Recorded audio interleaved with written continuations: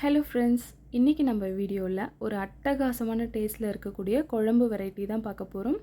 சுண்டக்காய் வத்தல் வச்சு கொஞ்சம் வித்தியாசமான மெத்தடில் வத்த குழம்பு எப்படி செய்கிறதுன்னு பார்க்க போகிறோம். அதுக்கு முன்னாடி நீங்கள் நம்ம சேனலுக்கு ஃபர்ஸ்ட் டைம் வரீங்கன்னா சப்ஸ்கிரைப் பண்ணிவிட்டு தொடர்ந்து நம்ம வீடியோஸ் எல்லாத்தையும் பாருங்கள். Welcome to million recipes. இப்போது இந்த வத்த குழம்பு பண்ணுறதுக்கு நான் ஒரு கடாய் வச்சுருக்கேன். கடாய் நல்லா சூடானதுக்கப்புறமா அதில் 3லேருந்து 4 டேபிள் ஸ்பூன் அளவுக்கு எண்ணெய் சேர்த்துக்கலாம். இந்த குழம்புக்கு எண்ணெய் கொஞ்சம் அதிகமாக சேர்த்தா தான் நல்ல டேஸ்ட்டாக இருக்கும். அடுத்ததான் இதில் 1 டீஸ்பூன் அளவுக்கு வெந்தயம் சேர்த்துக்கலாம். இந்த வெந்தயம் நல்லா செவக்கிற அளவுக்கு வறுத்து விட்டுறணும். இப்போ அடுத்ததான் இதில் 20லேருந்து 25 சுண்டக்காய் வத்தல் சேர்த்துக்கலாம். இந்த சுண்டக்காய் வத்தல் இந்த எண்ணெயிலேயே நல்லா வறுபட்டு வரணும். இது வறுபட்டதும் இதிலிருந்து நல்லா சுண்டக்காய் வாசனை வர ஆரம்பிக்கும். அது வரைக்கும் வறுத்துக்கணும் ஒரு 2 நிமிஷத்துக்கு.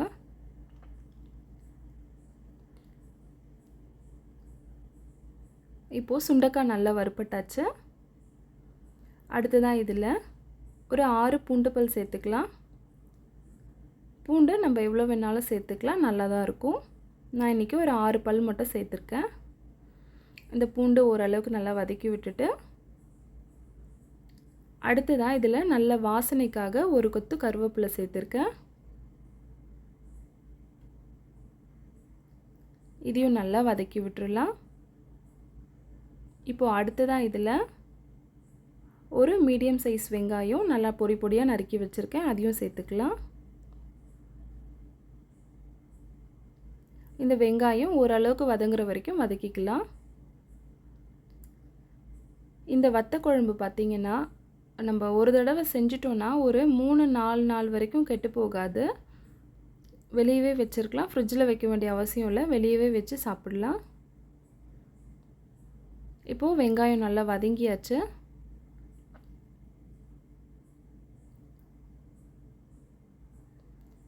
அடுத்ததாக இதில் 2 மீடியம் சைஸ் தக்காளி நறுக்கி வச்சுருக்கேன், அதையும் சேர்த்துக்கலாம்.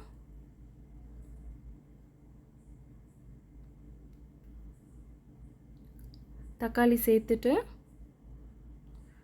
அடுத்ததாக இந்த தக்காளி சீக்கிரமாக வதங்கிறதுக்காக இதில் 1 டேபிள் ஸ்பூன் அளவுக்கு உப்பு சேர்த்துக்கலாம். உப்பு சேர்த்து வதக்கும் போது தக்காளி சீக்கிரமாகவே மசிஞ்சு வந்துடும். இந்த குழம்போட டேஸ்ட்டே இந்த வெங்காயம் தக்காளி எந்த அளவுக்கு நம்ம மசிச்சு எடுக்கிறோமோ அதில் தான் இருக்குது. ஒரு 2-3 நிமிஷத்துக்கு மூடி போட்டு மீடியம் ஃப்ளேம்லேயே நல்லா மசிச்சு எடுத்துக்கலாம்.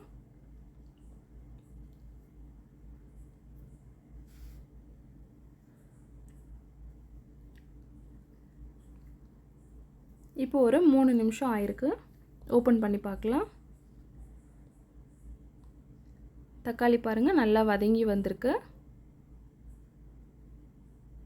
இன்னும் கொஞ்சம் நல்லா வதக்கி இந்த தக்காளி இருக்க இடம் தெரியாமல் நல்லா மசிச்சு விட்டுறலாம். இப்போது அடுத்ததான் இதில்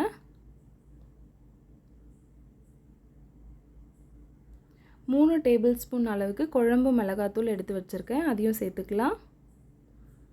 இந்த குழம்புக்கு குழம்பு மிளகாத்தூள் சேர்த்தா தான் நல்ல டேஸ்ட் கொடுக்கும்.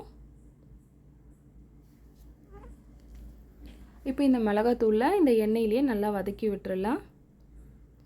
ஒரு 1 நிமிஷத்துக்கு சிம்லேயே வச்சு இந்த எண்ணெயில் மசாலா நல்லா வதங்கணும். அப்போ தான் குழம்பு நல்ல டேஸ்ட்டாக இருக்கும்.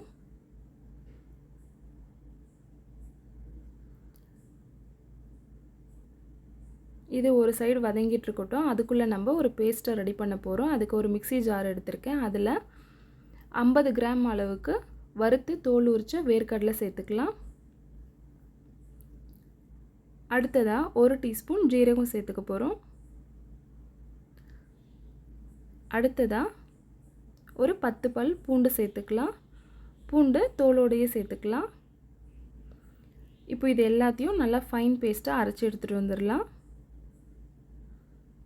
அரைச்சாச்சு. இந்த அளவுக்கு நல்லா ஃபைனாக இருக்கணும். வேர்க்கடலை இருக்க இடம் தெரியாமல் நல்லா அரைச்சிடணும். இப்போ இந்த மசாலாவை இந்த குழம்புல சேர்த்துக்கலாம்.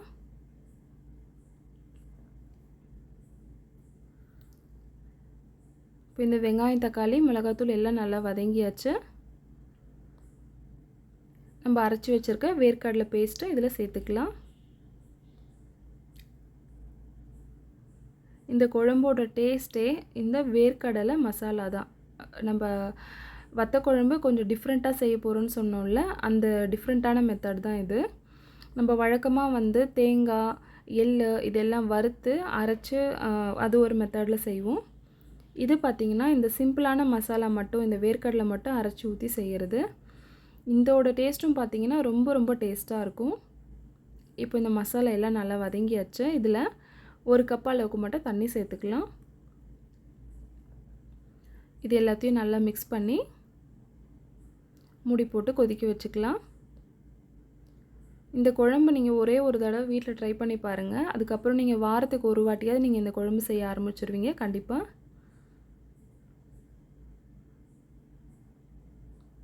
இப்போது அடுத்ததான் இதில் ஒரு சின்ன லெமன் சைஸ்க்கு புளி எடுத்து ஊற வச்சு நல்லா கரைச்சி வச்சுருக்கேன். அது சேர்த்துக்க போகிறோம்.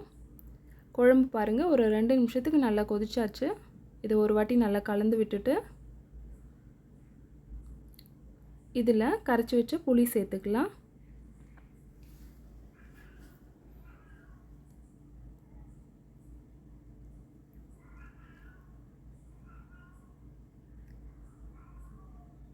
இப்போ ஒரு தடவை நல்லா கலந்து விட்டுட்டு இந்த ஸ்டேஜில் நீங்கள் உப்பு, காரம், புளிப்பு எல்லாம் கரெக்டாக இருக்கான்னு செக் பண்ணி பார்த்துக்கோங்க.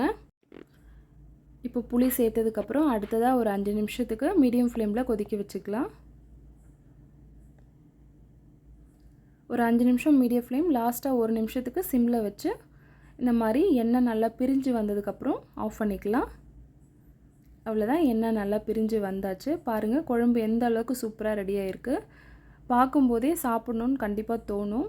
கண்டிப்பாக ஒரு வாட்டி வீட்டில் ஒரு தடவையாவது ட்ரை பண்ணி பாருங்கள்.